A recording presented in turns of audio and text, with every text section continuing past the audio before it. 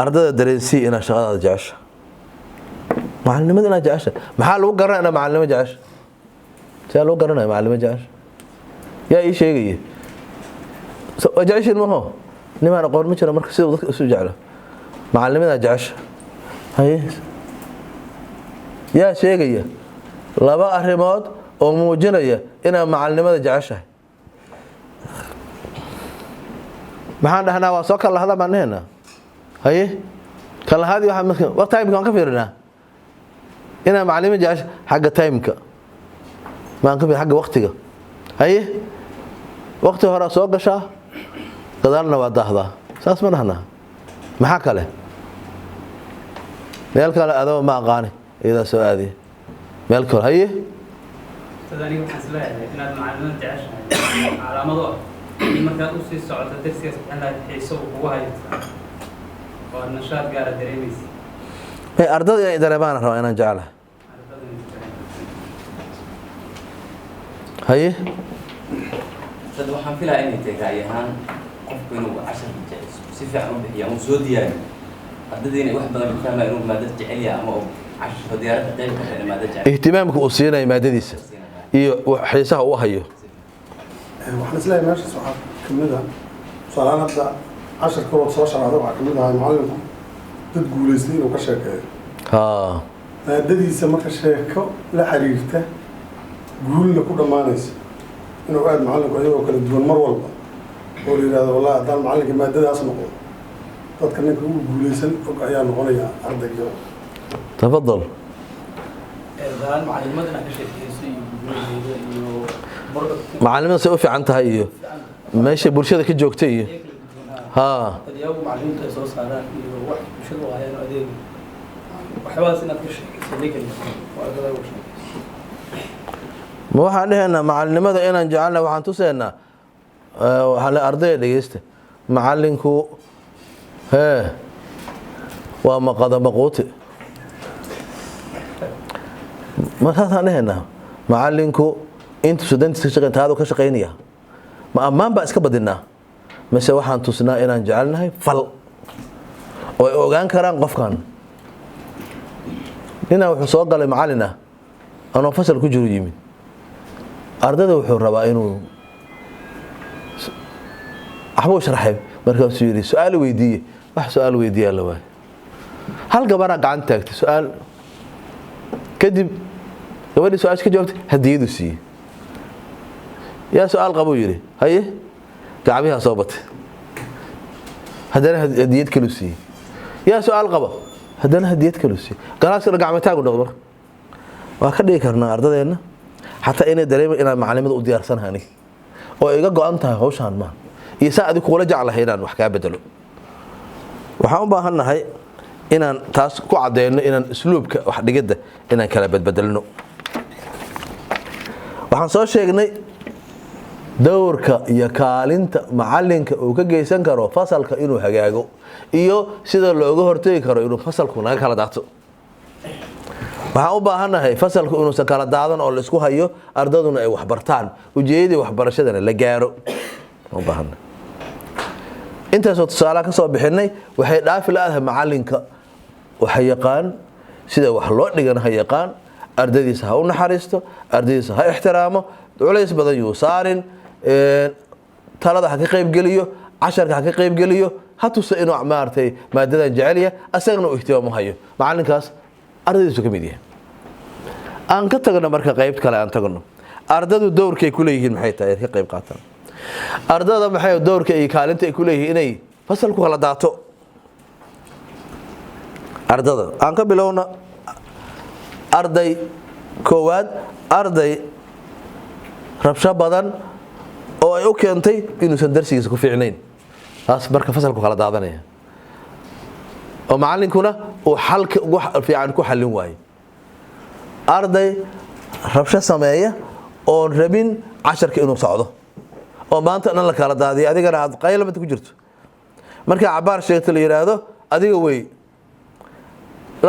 mid kale halka fooriyo dhulka lagu xoqo waa arday markaas raba inuu meesha rabsheeyo say u xalinaysaa arday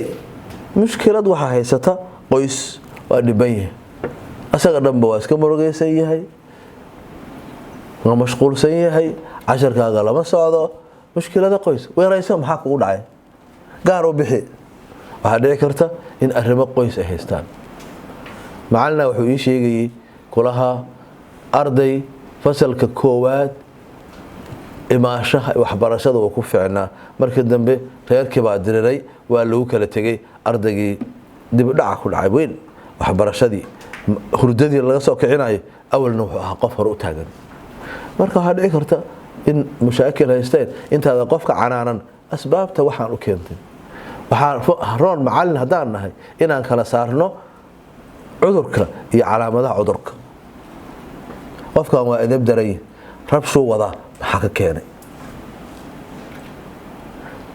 calaamadihii cudurka weeye cudurkan maxaa keenay ma arrimo gaara haysta ma maadadaanuusan aqoonin ku adag ma reerkiisa xaggiisa dhib ka jiraa arday waxaa jira raba inuu istuso ardada kale ismuujiyo wallaahi mid waxaa ku jira macallimiintu ay ka heebaystaan hebel ah macallin juuq u dhihi karaa ma jiro maalin hore asaga macallina ishelee wixii macallin ka raaca waa loogyahay marka macallin isku taagi karaa ma jiro arday noocaas oo raba inuu ismuujiyo waana ognahay ardada markay qaangaarka yihiin ay ku jiraan xilliga baxsiga muraahiqnimada ay ku jiraan xilligaas waxay u baahan yihiin tixgelin ma dugsiga dhexe dhigtaa markaas waa soo qaangaaraya qofku wuxuu isu bedelayaa caatif ahaan jir ahaan fisioloji ahaan waa is wada bedelayaa xilligaas waa la is dhuganayaa qofka isbedela ku socda wuxuu rabaa qof weyn inaad ka dhigto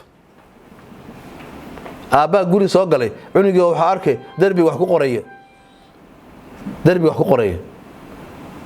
markaa sida war waa edab daran tahay maxaa derbiga u qoraysaa waa laga tegay ka tegay mar dambe yaana kugu arag adoo qoraya maalin labaad u arkay asoo qoraya weli lama joojine saasaa loo fiiriyey waa la sii waday qanqoraya aniga waay maxaa iga qaadi kartaa oo kale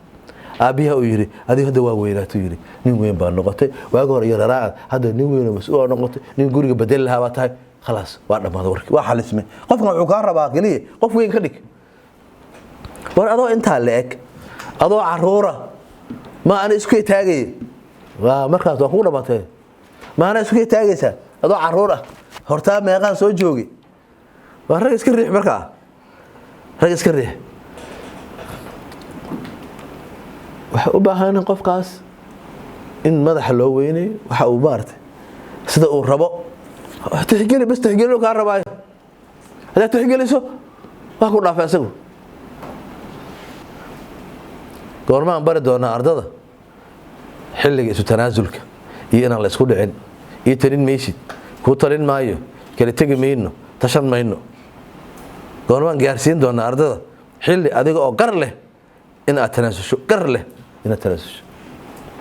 oo inta wax ka daran ay dhici lahaayeen aad iska tartiibsato oo la yiraahdo macallinka waa cabsaday aan cabsadee horta maxal ma keentay arrinta wax ma xalisay maalin kasta ma hasaas ma dhacdo maalin ay dhacdaa waa diiday waa la isku dagaalay galaaska mararka qaarkood waa is ogtay waa naqaanaa ardada qaar wuxuu ku leeyahay macallin sida ii dhan marka hore galaaska dhexdiisa isku walwaalo marka banaanka u baxda ku leeyahay macallin sida ii dhan soo ma arkin wax meesha fadhiyay sawaadi xarashaan leeyahay sida ciidaha maartay dad badan ay fiirfiirinayeen way dhinacaas ku fadhiiso abaarkeen waa ku baryaaya maanta cafi garkaan ku haysta sakii cafi qaas ka dhaaftay galaasku tagay ka waran macallinkii meel baan saaru yiri taas meel baan saaray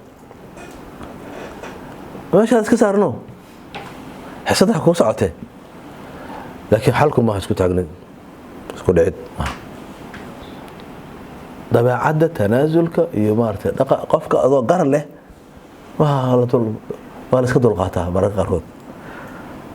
ma waxaa loo haystaa saas inay tahay dacafnimo may tahay